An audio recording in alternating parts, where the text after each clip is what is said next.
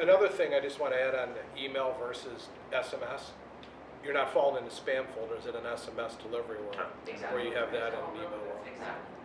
65% of stuff that comes to email is spam, less than 10% of stuff that goes to text is spam. Yeah, and even in Gmail's new email release, Mm-hmm. you've got your general inbox, but then you've got to click other tabs. Yeah, Your you have your promotional report tabs. messages. Right, Yeah. and to me, it's just, I think it's kind of given it the Heisman a little bit more of a, you know. Yeah. Well, Question over here, lady in black. I had a comment and a question. Okay. My comment was two things about the text messaging.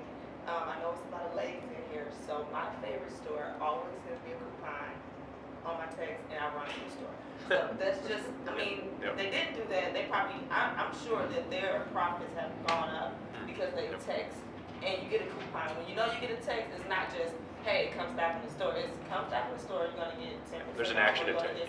Yeah, it's an incentive. Yeah. We average about a 20. We average about a 25% click through on some of our clients, our retail clients. Example, Tubby Subs, about 25% click through on their SMS campaigns. That's significant. One of the stores, I'm sure, Dots, I'm sure you've heard of Dots. I'm sure they have a big, huge profit because of that, because they now launched the online store. They didn't have this for years. They just launched the online store last year, and they've been in business forever. One other thing I noticed about the text messaging, the phones have to be important, because I was just reading an article, and I believe it's in London. Their trash cans now scan people's phones as you walk past the trash cans. Let's say you walk into the meter. We all went and fed our meters. Your phone is translating data to the trash cans that's accumulating all your information about you, your locations, and pinpoint. But now people are feeling like their privacy has been, you know, has been violated. Which goes back to what I said, you're being watched, so get over it. Yes. Well, no, that wasn't my question. Oh, I'm sorry. Oh, I'm sorry. I'm sorry. That was some things I thought. That was her comment. So Yeah. what was her I'm question? sorry. I have to get to the question. Okay. Okay. I'm sorry. What is the most successful projects you've all worked on? I know you just mentioned the Art Prize. Art Prize, yeah. Art Prize. Art Prize, yep. Prize. Yep, Grand you got Rapids it. event. Yep. Okay. I know you mentioned that. If you want to talk about that, that's fine. I mean, Sure. 40,000 seems like a lot for an. I mean, it seems normal though. That seems normal. Yeah, I mean it's a couple months of labor, which in the end is really not, you know, it's not a terrible amount of time, but it just takes time. Yeah. So let's see, the most successful apps that I have worked on. So let's see, the ones that I can look back and that are still out there and they're still being used and they're well complemented. One is called SideRail, and so SideRail is sort of like your TV guide and TV tracking application for tons of college students use it. Yeah. Real. SideRail. Yeah, Yep. And so I wrote, or Atomic Object, and I was specifically on that application. We wrote that one. And what's interesting about that is since we wrote that one, that was enough of a marketing push that this is an 8-year startup that got acquired by Rovio, and they got millions of dollars, and they said that the mobile application was a big part of that. So that's probably my pride and joy in terms of a mobile application. That drove some revenue. That drove some revenue for them, it certainly did. So I'd say that one. I'll stick with it. I've heard of that. Yeah. Ours is our community-based programs. We partnered with the Michigan Park and Rec Association, township associations, and we build apps for all the communities in Michigan, but we really provide our SMS platform. So if there's bad weather in your area, take covers, emergency, we provide that SMS. And we provide these services at no cost to each community. And then we also provide them revenue share that goes back to each community for their senior and youth programs. And this is something that we felt real strongly about, that I've been underwriting the cost for the last 2 years, not only development but operation implementation. And we believe mobile sponsorship is our money, where companies, we're spending, we're charging $40,000 an app, then we got to go do it again the next year. Our programs are, we're giving away the razor to get the razor blades, because in our business, the long-term revenue is in that ad revenue, and we're going to collect it every month and every year. Yep. So our apps are, we're going to net, millions of dollars off an app. So we're very proud of that, not only from a revenue standpoint, but what we're able to do within the communities, because communities don't have the money to provide somebody services in school districts and things like that. So we're passionate about it, we're passionate about the public safety element of it, and we're as equally as passionate about the monies that we're giving back to the communities that we're servicing and for the purposes. Got a couple, I can spot them off real quick, 3 small things we're pretty proud about. Walsh College is one of our clients, so we help them execute on their digital marketing strategy. We've helped them reduce their costs and increase their traffic, which is always fun to be able to do for a client.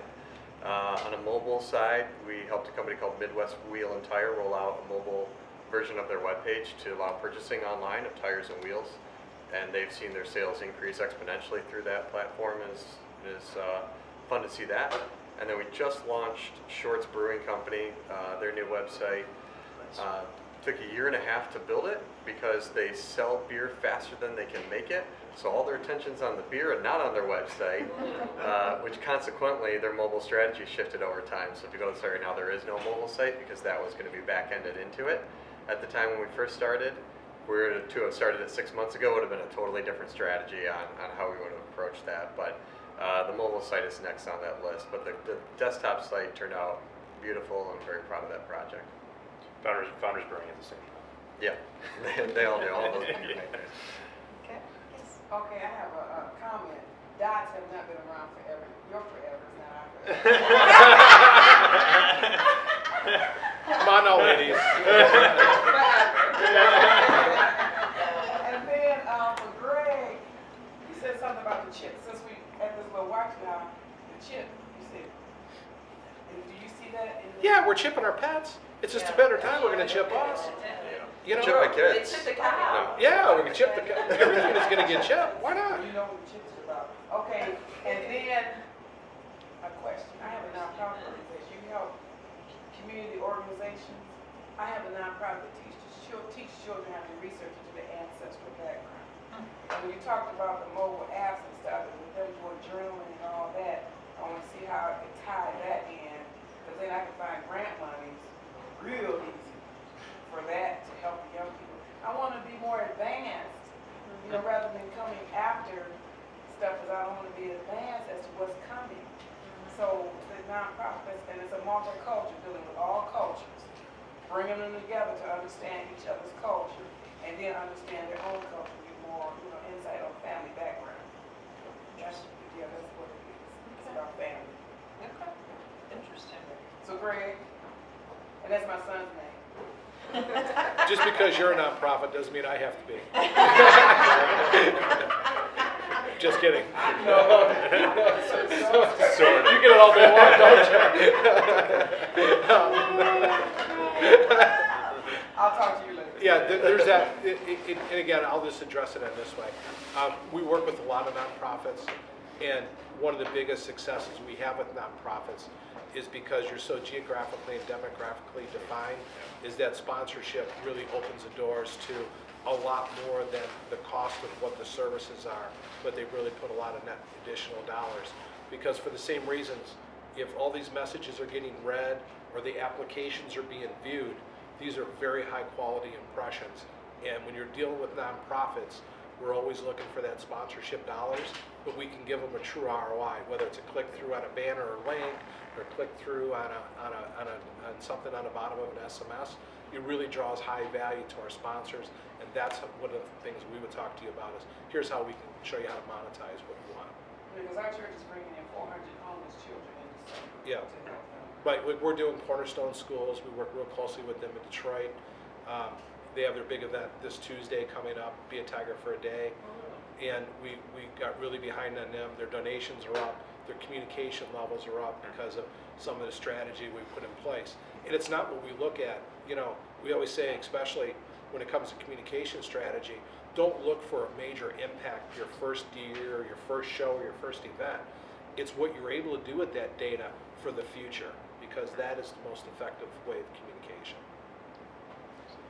Does that make sense to you? I have as you're speaking about nonprofits, my business is educational resources, classroom teachers to utilize with the students.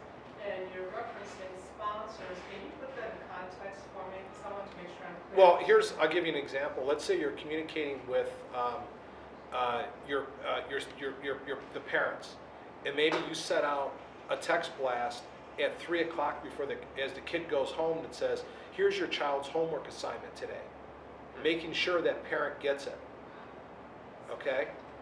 Reply Y to confirm. Yeah, I got it. We got to make our parents more accountable to the kids. That's awesome. You know what I'm saying? That's good. Sponsored by whom?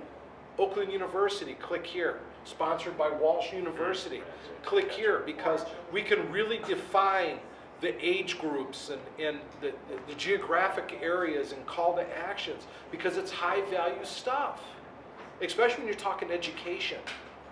It's the banks who are funding the student loans.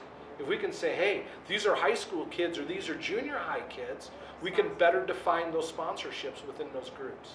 Does that help you answer your question a little bit? Nice to like speak with you as well.